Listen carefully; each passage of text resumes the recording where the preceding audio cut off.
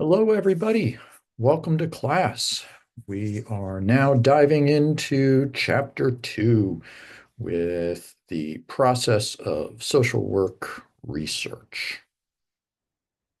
Yes, there we go. Alrighty. So when we talk about social work research and how we go about doing it, I think if there's anything that I need to convey to you, it is to be systematic. Otherwise, you got no idea if what you're measuring or what you're finding is completely made up or if it's actually based on the reality of what you're seeing. And so the importance of being systematic in your work, whether it's a qualitative work or it's a quantitative work, you got to have notes, you got to have literature to be able to back it up. So the importance of being systematic, I can't underscore that enough. And so there's going to be a lot of different ways in which we're able to do that. Um, and so when we then get to even starting with a question of, what do I want to know? Part of that being systematic then is, well, what do we know already? So that's where I may know things through my own personal experiences. I may know things from what I've experienced out in the field as a social worker and what I've observed from my clients. I may have known things based on what a professor has told me. Maybe there's a particular social theory that's out there that tells me this is the way the world we think works. Maybe there's a model out there that says this is how people act under these certain conditions. Maybe there's already some research that's been published, but I'm not going to know those unless I start being systematic about it. So, for instance, just to kind of bring some examples to this, um, personal encounter, my wife and I started budgeting. And after I'd finished my MSW, because I was doing being a financial coach, and I was telling other people they needed to budget, but I wasn't budgeting. So I was like, "Yay, you know what? I need to do it. I need to walk the talk." And so I need to do it for myself, and found a bunch of different types of budgeting software and tried them out and found something that worked for me. And I noticed that it helps me, and in particular, my wife, she's the one actually who budgets, to feel more in control and less anxious about our money and thereby our life. And so, with that personal encounter, it was making me think, I wonder if we do budgeting correctly, can it be a mental health intervention? Now, I know a lot of times when budgeting is not done correctly, a lot of times is being done by people who don't even know what they're doing. And the social worker who doesn't know what they're doing. And so they're telling somebody else that they need to budget. And it's kind of like this diet and this restrictive exercise. And it's just fraught with so many problems. But potentially it could be a mental health intervention. Okay. Well, I think there might be a question there of what we might do as a evidence-based, kind of piece of research. In my professional experiences, I was doing eviction prevention and working with clients and seeing how a lot of their financial challenges were wrapped up with addictions or problem behaviors that they had, and their ability to then carry out their own executive functioning. They couldn't get stuff done. They couldn't pay their bills because they were so wrapped up in when am I going to be able to pay my bill or to get my next hit or to make ends meet for my kids. So they weren't able to make good financial decisions because they were so focused on what was immediately in front of them. And that, just to kind of jump down, kind of gets to this idea of scarcity. And so there's this social theory of scarcity and the impact that it has. And this comes from behavioral economics and behavioral psychology. Now, within an academic discussion, I've worked with, some peers, and together in my PhD program, we said, all right, we want to see how well are social justice concepts being taught within social work education. And so I carved my piece out to be kind of social and economic or financial and economic justice content in social work education alongside some of their other pieces. So, it can come from that discussion there. I'm also interested, in terms of this social theory, looking at financial interdependence. How does it work? What is the impact that it has on financial education outcomes? And when we talk about stuff that's already been published, research from other scholars, we want to see, there can be kind of two ways you can go about it. You can say, well, maybe three ways, a couple of different ways. You can say, was this research done well?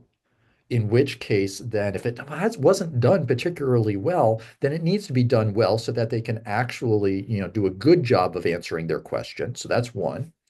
Another one was, that is contrary. Those findings are contrary to what I have perceived in the world. And so I'm going to try it maybe with a different population or in a different way. And so, kind of I build off of their published research. Or, ultimately we see, all right, there's this research, but there's a gap of what's missing that, people have been exploring this topic, but I'm noticing they're not exploring this particular issue. And so that's where we talk about this gaps in the research, which then provides a justification for, okay, I need to make this contribution. And so together, as researchers in the field, we all make contributions moving forward. And sometimes these contributions can be looking at where a gap is and we try and fill in the gap, or we actually step back and we look, oh, you know what? I'm seeing all of these different forms of research. There might actually be something above it, and some sort of overarching framework or an umbrella. And so we start thinking, once we're at the cutting edge, we know all of the research that's out there, then we start looking and seeing, oh, you know what? Where do we want to go as a field? What are some of these next questions that we need to be asking? And so we go into this area called the adjacent possible, which is a very fun place to be. So you've got also, but you have to have done enough of that literature review research to understand what is everything that the field knows. So that way, we can be part of that discussion to then be able to look beyond what is at the actual cutting edge. So when we put together our research questions, it's a process. We want to, develop it. We also need to refine it. Now, this is actually a skill at the undergrad and at the graduate level that takes a lot of practice. And so maybe you come to your professor and they're like, okay, that's a nice topic, narrow it down. And so your research question has to, can you actually do it? Is it a workable question? Can you test it? Or is it just simply that you don't have the mechanism to be able to test something like that? Is it sufficiently narrow? And the reason why, we need it to be narrow is because of all of the different components that go into research. It can get really big and really unwieldy to just do a very simple, narrow type of question. There's a lot of different components that have to go into it. So it's often multiplies and exponentially the more components that you have there. So that's why it's really, really important to have it be narrow. Now, learning how to narrow it is a bit of an art. So when in doubt, narrow it more. Because it's going to be plenty big enough to work with once you actually dive into it. And so when we then are just simply trying to evaluate, is this a good research question? Um, is it important for the world around us, or is it just simply superfluous? I mean, why are we wasting our time doing something that actually isn't going to help move the field forward or help humanity forward? There's a lot of research that goes out there in other disciplines. Okay, to them, their own. But for us in social work, we've got a social justice mandate. We need to make the world a better place. We don't have time to be wasting on superfluous stuff. Is it relevant, in the scientific community? Is it feasible? Okay. So, do you have the skills to be able to carry out these research questions? Now, just because you don't have all of the skills, this could be an opportunity for you to develop new skills. Now, it'll help if you've got somebody to kind of accompany you and to help provide a little bit of education. But, it's important also to have that degree of self-confidence that, you know what, you can learn this and to go about and teach yourself through the process of the project. That was an approach that I took for my dissertation. I had never done what's it called? A factor analysis before, exploratory factor analysis, a confirmatory factor analysis, a structural equation model, or a measurement invariance test. These were all different types of data analysis approaches that I had never done before. I hadn't taken the class, but I taught myself through the process. And it made the process a little bit slower, but I learned a huge amount. And now it's become, such an important skill in my tool set. So just because you don't have the skills doesn't mean that you can't learn them along the way. Now, another port here, to this idea of scientific relevance is journals and, people who are conferences and wherever it is that you disseminate this, they want new information. They don't want you to be just, showing something that's already been done before. So, they want you to do something that's going to advance the field. Now, there's different ways of kind of framing that. You can show, all right, it has been done before, but under poor conditions, and so I'm doing a better version of it. Or perhaps it showed opposite things, and I'm going to show that it, shows something different, or I'm just going to show something completely new. But it has to be relevant to the field. Otherwise, they're going to be like, why are you wasting our time? So they actually want it to be relevant and for social work as a field to say, yeah, this is actually good. So you need to be tuned into to that as well. All right. Now, when we are putting together our questions, there are going to be social justice issues that are very much a part of how we go about what we're learning. How are we gathering the data? Who's giving it to us? What types of information are we gathering? Do we have their permission? Is it a traumatic experience for, to gather this data? Uh, Data has been unethically gathered by a lot of different people, including social workers. But so what we need to do is to have a lot of ethical decision making, in the gathering of that data, but also in the interpretation. What types of biases and prejudices do we have? How conscious are we of those? So a lot of times you're going to find what you want to see, but how open are you to find, say, the opposite? Can you find logical reasons for why you're finding something opposite of what you wanted or had anticipated even to find? So be open to the contrary. There was a study that I was looking at the impact of the financial well-being scale, and I was thinking, you know what? Using this financial capability framework, I think that a lot of these external experiences, someone's like, their job and the economy and things like that are going to have these environmental factors or these macro factors. I think they're going to have a lot of impact on people's financial well-being. Um, However, what I found was they actually had minimal impact. Instead, what had the most impact was individual choices and personal savings behavior. Huh. Well, that was contrary to what I thought. But if we look deeper, I didn't put together this financial well-being scale. Somebody else did. And all of those questions are measuring individual level things. So it would then, kind of sh logically show us that if it's measuring individual level stuff, then it's only going to say individual level stuff are, is going to be contributing to financial well-being. So that's one example of being open to find things that are contrary to what you found.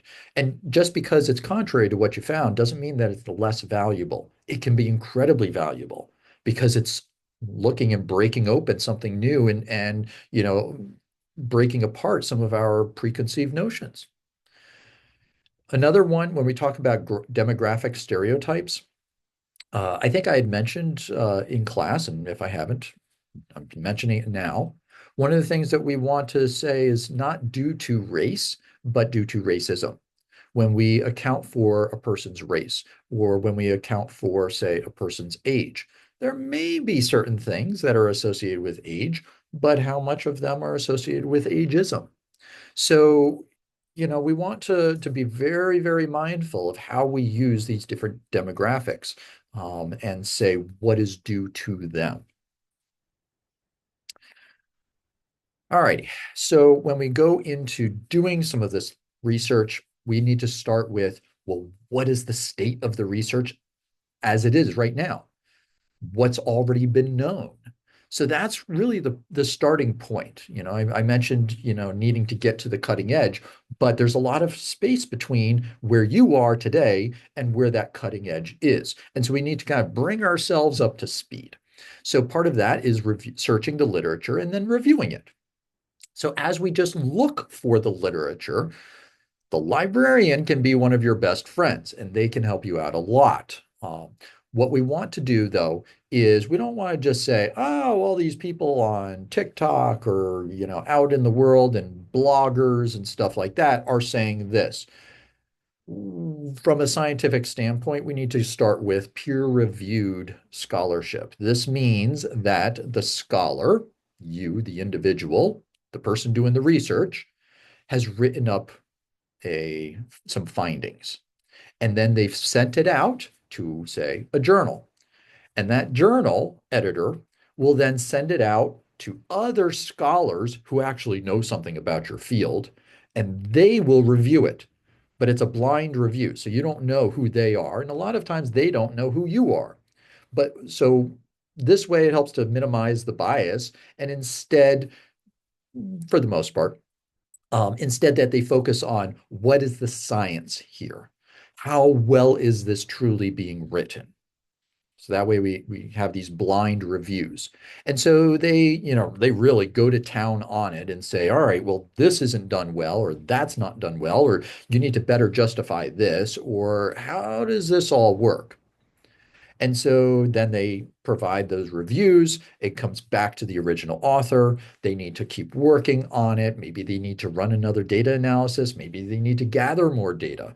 Maybe they just simply need to write it up a little bit better. And then they make those changes and then they resubmit it. And then it goes back out to hopefully the same reviewers. Sometimes it goes to different reviewers. And so then the process goes over again. Has it been improved? Is it a better piece? Have all of the issues been addressed? Is it well written? Is this something that moves our field forward? So you can actually have several back and forths, two, three times sometimes. And then ultimately, you make some corrections and additions and improvements, and then the journal editor will decide, yep, this is worth um, publishing, or sorry, you just haven't gotten it right yet. Hopefully, you can get some of that feedback before you submit all of it, and you've got an idea of what needs to happen, as opposed to them stringing you along and then ultimately deciding, no, I'm sorry, we're not going to publish this.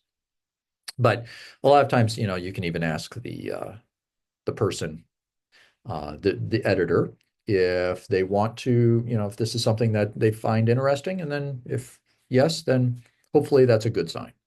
So all of this is what we mean by peer-reviewed scholarship. So it means that a bunch of scientists have had their hands in this to determine that, yep, this is good science, or this is good enough science. It's not just somebody spouting something, but it's been verified according to what we understand as being the best knowledge as best we can. Now, you also want to then use the internet. That can make your search go much faster. Sometimes there are, journals, but they won't always, not every article will be about what you're interested in. So it doesn't make sense to actually select, one issue of a particular journal of social welfare and read every article looking for what it is that you're trying to find. That would take forever. Instead, we do keyword searches and so forth. And so you want to do search databases as at the library. And these are all available on the library's website. You can use Google Scholar, which has peer-reviewed literature. Another place that's very new here is called Cite, SCITE, and this merges peer-reviewed literature that's open access with descriptions of that literature in response to a question that's generated by ChatGPT. So it merges AI with the peer-reviewed literature. So you can always find the actual literature that's drawing from and then determine, okay, is this an accurate, description of it? Then, as a part of this search, you absolutely positively need to use a reference manager to keep it all organized. I am going to hit this home multiple times in this presentation. Okay, so using the reference manager will help make everything much more systematic. And so that way you can focus on learning rather than continually searching and then researching and then researching over and over again for stuff that you're like, wait a minute, I had this, but where was it? None of that. Okay. So you can search, you can create notes, it'll help with the citations and the references, and it's got plugins for it's got the software itself and then plugins on your browser to help input it into your software, and then plugins for your Microsoft Word and possibly Google Docs to then be able to input it there as well. Okay. Then you review your research. All right, we're going to talk more about that. So when searching, first we have to have a specific research question. We got to know what we're searching for. Then we need to identify where are going to be the appropriate places to find this research. Going to a database on business abstracts is not going to have the information that we want or the types of journals that we want if we're focusing on child welfare. Okay, so you got to go to the relevant place. Then we need to have kind of a broad understanding of different keywords that are being used by people in that area. Then we want to narrow that search. Now, as we get familiar with the language that's used, a lot of times you got to struggle a little bit to find one really good article. From there, we can learn a lot about the searching process from that one article. We can look and see what are the keywords that they are using, what are the references and the literature that they're using. Well, they've already done a literature search, so we can look and find, okay, what might be some of the relevant articles, and then I can use those articles. So that's kind of a backwards approach. Or I can then do a search online, who else is citing these articles? And that can be kind of a more recent, and so a forward search. So we can leverage what other people have done to make our own process a little bit more streamlined. So that's how we can then narrow our search. We can use different types of search logic, so Boolean search logic. So we can say African Americans and, so using this and or African American or Black and child welfare. That could be, one particular search term if we're looking to try and see what type of child welfare disparities are experienced by Black or African American people. So that can be one way. Um, the another one is now using a natural language text prompt. And so this is where being able to write a really clear question using the right language is very important. It's just not, texting something, but we need to, so there's an art to this as well when we're using AI, so such as cite. Now, we wanted then subject descriptors, different types of things, and maybe child welfare in a particular area or a particular form of intervention. So we need to kind of include these. We want to see what types of results come up. How broad is it? Do we need to narrow it down? Then we find the articles. Do we have access to them? Are they open access? Can we get them through the library? So just because they're not open access, a lot of times you can get them through the library, through the services that the library provides. Or you can just simply request them from the library. Then you want to put all of these articles into your reference manager database, such as Zotero or Mendeley or EndNote. There's a bunch of different ones that are out there. Some of them cost money. Zotero is free. And you have an account through UND where you can have an unlimited number of articles in it. So with that, we need to review all of our research. Okay, determine, was this even a good article to include? So we want to review each article and see, what does it provide for us? So we want to kind of be able to describe and assess each article separately. We want to review some of the implications then of the entire body of articles, and that's how we find, the gaps in the research and what it might be telling us in the broader area. So we got to keep it organized. Use your reference manager software to keep all of this information, you know, within a particular area. You want to keep your notes to be searchable and findable. So we want to be able to move forward, not waste time searching for something that you've already found. And so this idea of, kind of having one big file folder and tossing everything into it, um, how a lot of people manage their files these days on their computers or even just on the cloud, that is not going to bode well for the research process. You're going to spend a lot of time trying to say, where was it? What was the key word that I can find it? And so you're going to spend a lot of time looking for stuff because you haven't organized it correctly. So um, we want systematic retrieval. We don't want to be spending time wasting it there. We've already wasted a lot of time just trying to find the stuff in the first place. So keep it organized once you do find it. That way, it'll make that retrieval that much faster. All right, now we get to writing the literature review. And so it's going to contain a background on simply the social issue, why it's important, what we know about it, some of the prior summary of some of the research that's been done. And so this serves as a justification. Um, and we can say, well, some of it was done well, and some of it actually wasn't done well, or this is what they found. And so there's this gap here that then we need to fill with our research. And so we then come up with some initial conclusions of what needs to be done next as a result. And therefore, we then serve in that purpose to do that research.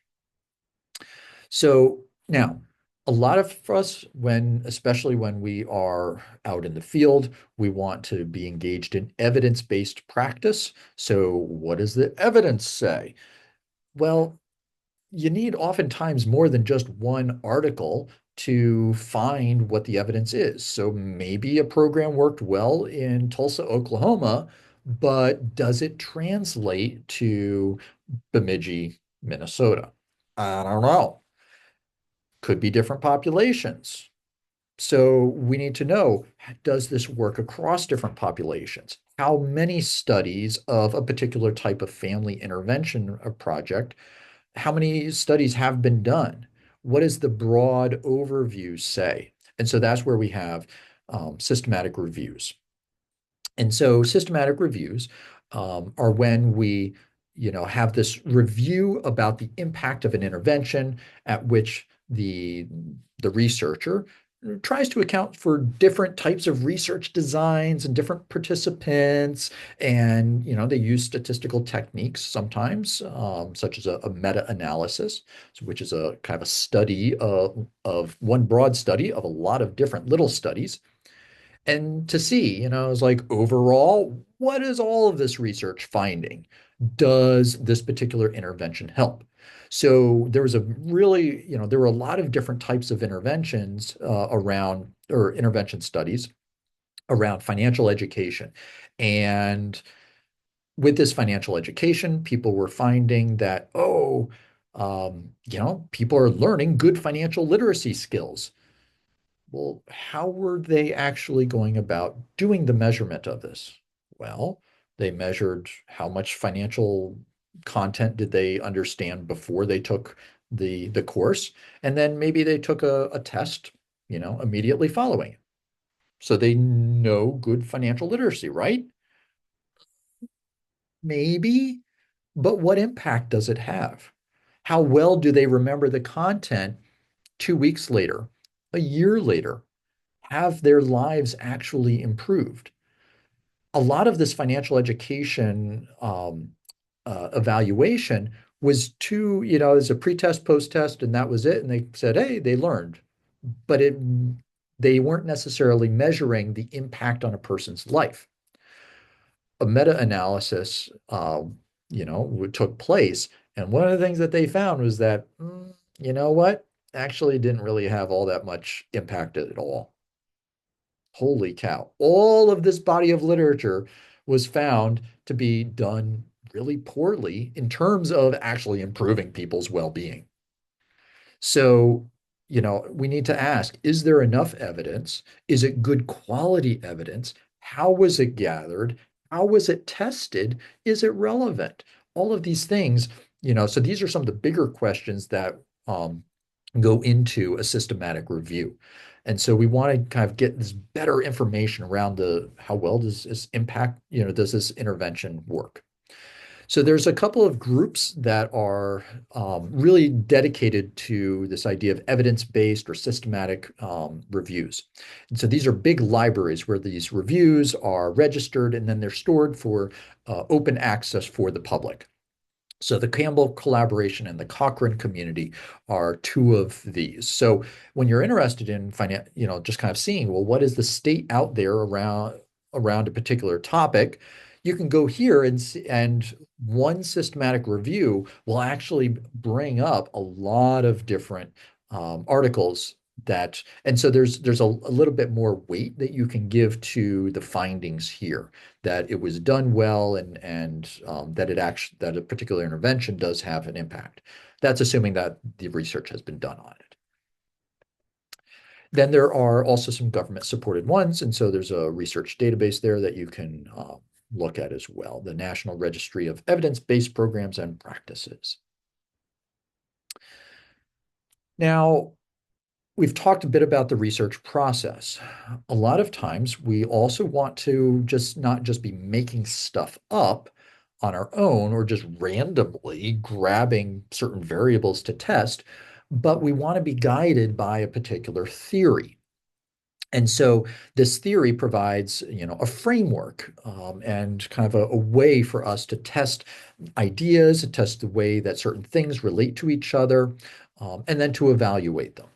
So there's, popular theories in social work, behavior theory and cognition and resource mobilization, resource dependency, human capital theory.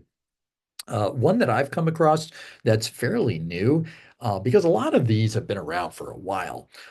Social work, we're not actually the most up to date, and we tend to use some really old theories, whereas, other disciplines and other fields are coming up with some newer theories of understanding how the world works.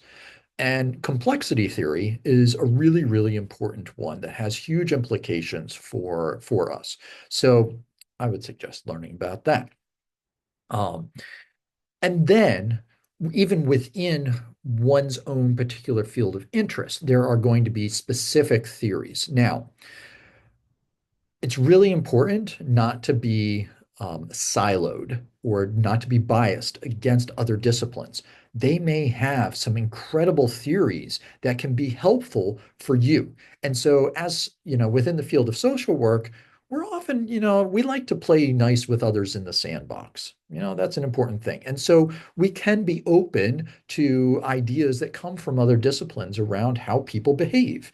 And so even within mine, my field of financial social work, I look at family financial socialization theory, scarcity, financial capability framework, a lot of these things. And so you need to look to some of these other disciplines for broader and deeper insights.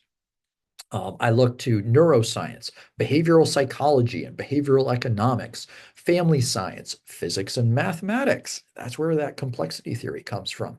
Personal finance, consumer science. So there's a wide range of different fields that I am, kind of drawing from. And I've got colleagues who are in these different areas. And so we're all kind of looking at these things from different perspectives to really come to an understanding of what is the true issue here and how is it actually working.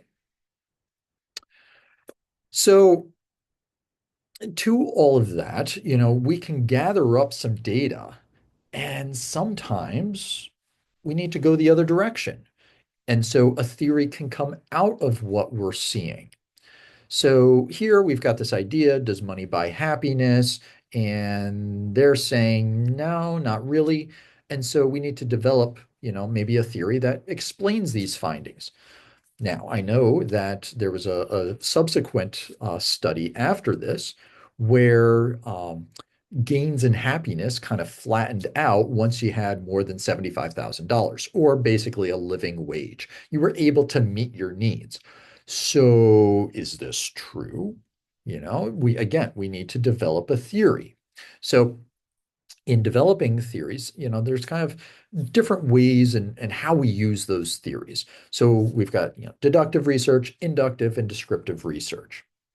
Sometimes you won't have a theory or maybe you'll have an inkling of a theory that might contribute, or sometimes you can even have more than one theory. I've actually published, papers that use more than one theory because these different theories will add different dimensions to how we understand the phenomenon that we're studying. So we can take a deductive research approach where we have a pre-existing theory and we want to test the implications of that. So that was, for instance, looking at the financial capability framework and how well this described the process towards financial well-being, and whether it was the external factors versus the internal factors. So this, it's you generally, we have quantitative focus. We use a lot of numbers to measure these different types of contents, and we have a hypothesis. And sometimes our hypothesis comes up, all good. Other times it shows us something maybe the opposite. Sometimes it just doesn't hold water. All right, you know what? We missed it. But there can be something that can be learned. So I think it's always important not to be discouraged when your hypothesis was proved wrong, because what did you learn? Learning is a process. It's not a failure. Okay. So I think it's important to keep that in mind. When we engage in this deductive research, we have a bunch of different types of terms. So as I mentioned, the hypothesis, we'll have variables that we work with. So these are, different characteristics or properties that can hold, play different roles there. We have the independent variable, which is sometimes seen as the cause, and on that, or has an impact on the dependent variable. So this is the one that receives, is impacted on, and we would expect to see a change in. Okay, so you can pause the video, take a look at these definitions, and then when you're ready, keep going on. So for example, when we engage in this theory-driven work, we maybe come up with a theory and then we have the data, and it's kind of a chicken and the egg thing. All right. So you've got data, you refine the theory, you test the theory, you gather more data, and it just kind of goes around and around. Now, it's possible that I simply didn't use the right data or the right measures to understand financial well-being and the financial capability framework. I used what was available to me because I was using secondary analysis. Should I have used maybe, different items? Would I have found different things? Maybe. So there's a lot of questions that can go on there. Now, other types of research, especially when we're going for more of the qualitative, we can say, all right, we're just simply gathering up some data. What are people experiencing? And then we create a theory based on that. So a lot of times, qualitative inquiry will come first, and then will come quantitative inquiry later on to test how well the qualitative got it right. So, sometimes if we don't know enough about it, we have to start with qualitative research before we can get into quantitative stuff. This is much more exploratory. Maybe you've just it's based on some of your experiences. And so we want to, a lot of this is then also very descriptive, and we simply want to understand what are we looking at. We need a way of explaining what we're seeing. And so, this is where, looking at seeing a lot of the connections between, say, debt and depression, or people with poor credit scores and suicide. Um, what else do we have? Medical debt and physical well-being. So I start seeing a lot of these different types of connections that a lot of other scholars have made. And I take a step back and I was like, there's actually something here where I think in the broader context, maybe there's an additional domain that has to be included with behavioral health. And so we have this financial domain of behavioral health that needs to be inserted alongside mental health and physical health and our social health and our coping and addictions and our environmental health and our spiritual health. That financial health impacts all of these, and all of these impact financial health, just as all of those impact each other. We know that mental health impacts physical well-being. Being lonely impacts our physical well-being. If we are stressed about where our certain conditions on our job, we're going to develop ulcers, in our stomach. We're going to be more snappy with our friends and our loved ones. And so we're going to have poorer social health. So we can see how all of these mix and mingle and work together. And finances are actually a part of that. How well, how healthier is our financial picture? So we can begin to, create, some theory there, or adjust some of the theory based on what it is that we see. Now, how well was this done? If we remember back to the financial education, how well were those studies done? Were they actually measuring what needed to be measured? So, and how valid were it? So we've got, a couple different types of tests and ways in which we go about it. So we've got this idea of measurement validity. Have we measured what we think we were measuring, or were we measuring something else? Is it a good question? Does everybody understand it the same? So it's always good to test these questions. There's a whole science around the development of good questions to find out what you need to know. And so, and at the same time, is everybody understanding it the same way? So, are you just coming up with a question? Are you using an established question that other people have already done research on? We know it's a good question. Are you using it as it's intended? Does this concept take multiple questions to be able to measure? So oftentimes, if you're going to measure depression, it takes, several questions to get at that concept. And so, you may have inaccurate responses. Maybe the phenomenon changes, and so it may not be appropriate or comparable between different populations. You ask it one population, they know exactly what you think, but then you ask like a different population and they interpret it very differently. So we need to make sure that it works across different ways, or that we're only using it within one group. So that way they're all, kind of responding to it in the same way. So there's a test there called Cronbach's alpha to make sure that if we're using multiple questions, such as for depression, that all of those questions actually lead up to this concept of depression. And so how reliable are these questions at developing and understanding this concept? Do they all lead there? Are some of the questions poorer than others? So, so that's something that you may come across. Then there's the generalizability. If you only looked at one particular population, can you extrapolate and say this will work for all populations? Usually not. And so how well can we take those findings and apply them to that population or to other people across populations? So you've got that within the sample, that generalizability. Are they all answering the question the same way? And then you've got the cross population. Does everybody, can you translate those findings? So how broad is the sample? Who's the target? Is it everybody in the United States? In which case, then, have you gotten, say, 500 people from every state and across different genders, across different socioeconomic statuses, across different incomes? Have you included people who are generally under the radar, so to speak, so they're undocumented? Are you getting their experience? So how well can you generalize these findings? Does it work for everybody? A lot of times this will be something in your limitations saying, all right, it worked for this population, but now we need to extrapolate it more. And then we've got this idea of causal validity. Just because something is, kind of happening at the same time doesn't necessarily mean that it's caused. And so this, we call this internal validity, where how accurate can we say that a particular issue or